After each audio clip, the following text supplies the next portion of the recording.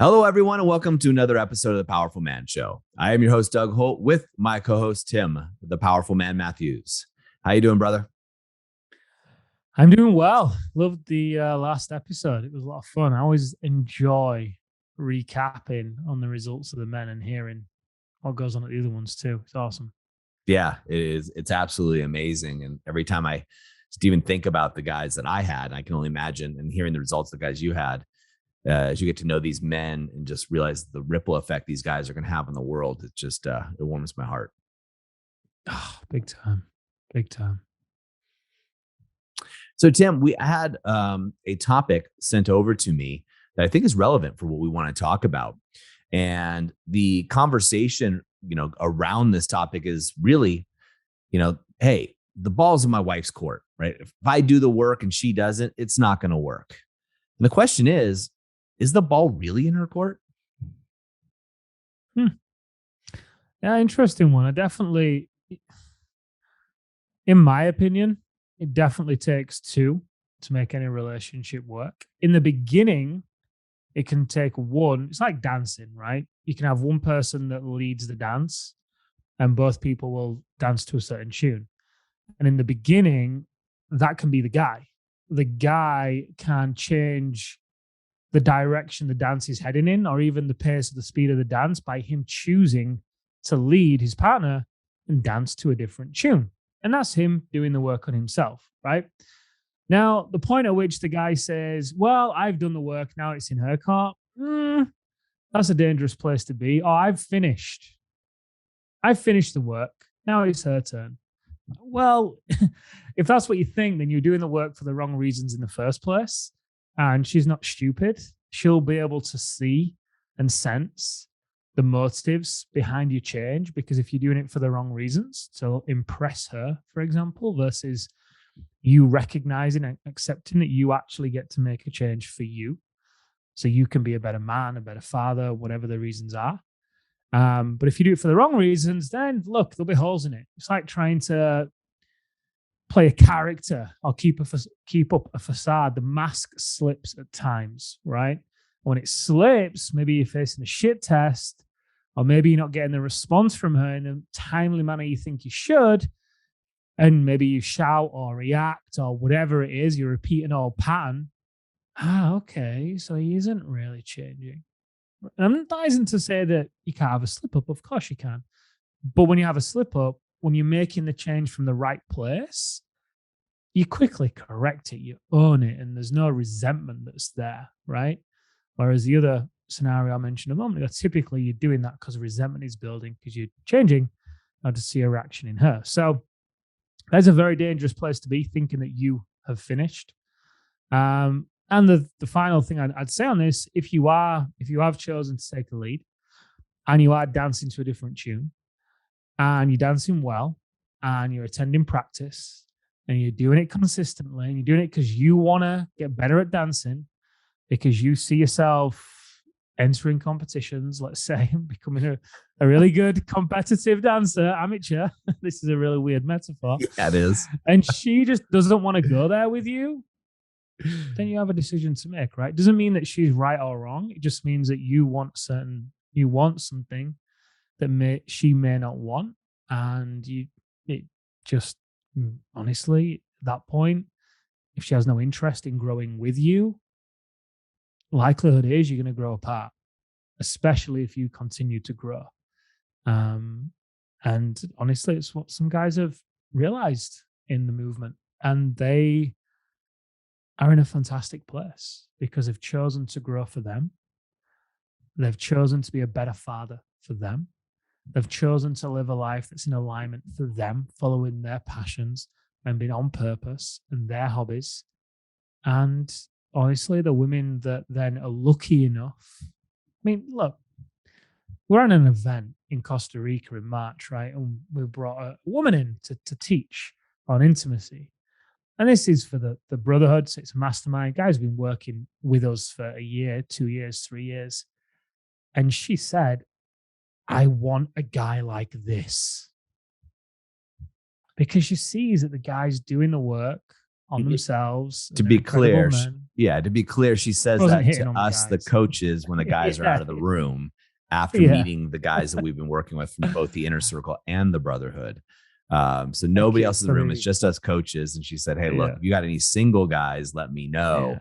Because myself and I got a lot of women who we would love to have a man like this. Yeah, because it's rare, right? A guy that's choosing to do the work on themselves for the right reasons, irrespective of whether he wins the attention or validation or whatever of a woman, is extremely attractive. It exudes confidence and charisma, and it's a safe person to be with, right? It's a safe guy. It's a safe man who they can trust, who takes responsibility. So that's my interpretation of this topic. I'm sure you'll give another, no doubt. No doubt. I love your interpretation. So the way I see this question coming through is more of a guy in the beginning of his journey. And I was in this boat a little bit, guys, when my wife and I were going through our crap. And I was kind of thinking, oh, well, it's her fault and she's not doing the things that she needs to do. And I would take the leadership role sometimes. So again, I'll use the analogy of the lighthouse. So if you haven't heard it before, the analogy I like to use in this situation is your relationship is as such that if you, the man or the leader of the home, you are the lighthouse on the shore. Your wife, being the feminine energy, is flowy. So she's going to be the boat out at sea. And when the storm of life comes in, it's rocky and things are scary, the boat is looking for safe harbor, a safe place to go. When the boat sees a lighthouse, that's where it goes. It says, hey, look, I'm going to go towards the lighthouse, and the lighthouse is going to show me where the rocks are, where the danger is, where it's scary. Unfortunately for me, in this case, back when my wife and I, years and years ago, were going through our crap, I was the lighthouse that was on when it was convenient. I was a lighthouse that was on when it wasn't scary. I was trying to be always on. I thought I was, but the reality was I was going into deer mode. I would react. React was the big one for me. But DEAR, again, is an acronym for defend, excuse, explain, react. The things we do when we get triggered, when our wife, pushes our buttons, so to speak. And because of that, right, you dim your light, then the boat at sea, your wife, can't trust the lighthouse, you. And that's where it becomes an issue. So when you say the ball is in her court, you can only say that if you've gone all in.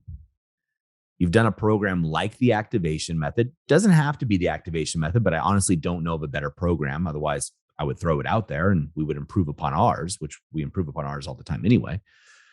But it's the best program I've ever seen, and the results speak for themselves. So let's just say a program like the activation method, and you've done the work, right? You've done the work on you, the lighthouse, to repair so that you don't dim your bulb. Now, if she's still not working, cool. I go with what you're saying, Tim. And I get it. We have a couple guys, one in particular who I think you're speaking to right now in your message, that's going through this situation where his wife is not doing the work, and he's in a bit of a bind, and it reminds me of Costa Rica as well. So what I will say is the ball is not in her court. You guys are playing like a game of tennis, so to speak.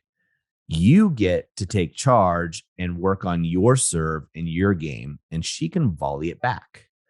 The problem is for a lot of guys is when your wife volleys it back, you either miss the ball or you complain about the way that she's volleying the ball back, or whatever it may be.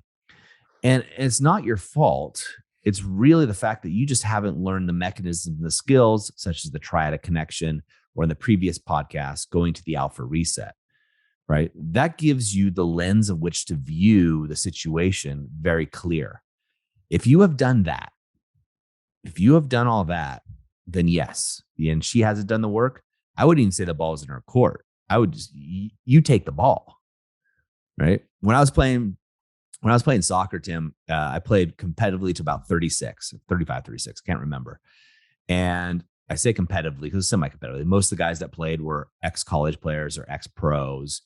The average guy played to like 22, 23, and then would drop out because, he got too old. So here I am, the oldest guy out there, and I played defense. And some people would ask me, like, how is it that you played so long? I would be on the soccer field or the football pitch, And in my head, I would be saying, and you're going to laugh at this, I would be saying, that's my ball. Give me my ball back. So as a defender, if Tim, you as a forward, and you and I have played a little bit for fun, if you have the ball, I go in and I act as if you've got my ball and I'm getting it back. And it's that tenacity that allowed me to play at a relatively high level. It's not like I played pro, but a relatively high level for a long time. And guys would be like, geez, like you go in and, there is no such thing as a 50-50 ball in my mind. It's mine. I'm not worried about getting hurt because it's my ball and I'm getting it. I'm coming out of that collision, that scrap or whatever it is with the ball, period. And if you get by me for some reason, I'm chasing your ass down and because I'm getting it back. Like I'm just getting it back. That's all there is to it. Now, if you take that energy into your marriage or to your relationship or to your business, imagine what you can do. Right. Yeah, as you were talking then, I think your metaphor game's stronger than mine today, by the way. But anyway, Today, as you, yeah, they are my metaphors. I'm having the metaphor. Yeah, as you were talking, I was thinking in my mind, well, why give the ball up? And you kind of went down this path yourself. Why give the ball up? Saying the ball is in her court is almost like giving your power away and waiting for somebody else to make a decision on your life to a degree, or it can be. It's being a victim. I'm going to call it straight out. Like, if you want me guys listening to this, because it's going to trigger a lot of guys, as you know, Tim, hearing me say this, because they're going to be like, I'm not a victim. If you want the guy to tell you that if you look fat in those jeans, that I'm that guy, I will tell you because I care. I don't want to say, oh no, it's the jeans. And now dude, you got to drop some weight. It's not the jeans, it's you.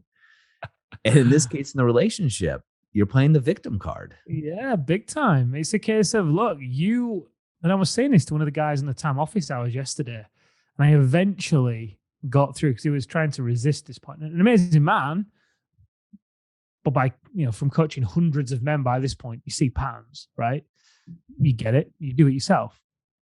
So, and this was a thing I was trying to drill home to him. Essentially, what I was saying was the ball's in her court. And I said, listen, you get to make a decision on what you want. Basically, grab your balls and march in the direction that you feel compelled to going, and stop worrying about every little detail and every way it may or may not go, and just take the next step that you feel called to take, and take in the view from that step, and then do it again and do it again, and just keep doing it whilst you work the muscle. Because the reality is, if you are saying that the ball is in her court, you are giving the ball away. You are waiting for somebody else to return the ball. Yeah. And when they don't return it, hey, I'll serve another.